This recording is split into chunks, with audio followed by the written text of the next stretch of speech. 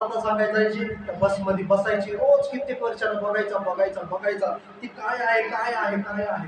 आणि एक दिवशी जेव्हा तिला म्हातारी झाल्यास, त्याला रिटायर झाल्यास, पुन्हा कधी तर भेट झाली. आणि तो तिला म्हणत आहे, कंडक्टर काय म्हणत आहे की तुमच्यामुळे मी वाचलो. ती म्हणली मी ह्याला काही बोलले मी नाही, कधी मी ह्याला काही सांगितलेली नाही इश्यूच्या बाबतीत, हा सांगतोय कसा की मी तुमच्यामुळे वाचलो. ती कन्फ्युज झाली. ती विचारते की तुम्ही माझ्यामुळे कसं वाचला. आणि मग तो कंडक्टर तिला सांगत आहे की तुमच्या हातात जे पुस्तक होतं ना, त्याचा मी रोज अभ्यास करायची की मला कळत नव्हती की या हातात काय यायचं. त्याच्यावर आई वाचलं होतं पवित्र शास्त्र या बायबल म्हणून, त्याच्यावर मी शोध केला आणि मी तुमच्यासारखंच बायबल मी पण घेतलं आणि मी पण आज वाचतो. हालेलुया.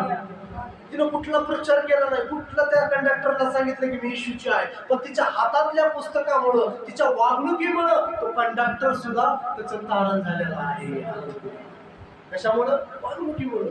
तिने काही प्रचार केला नाही, येशूचं काही सांगितलं, फक्त तो बघायचा की हिच्या हातात हे पुस्तक काय आहे.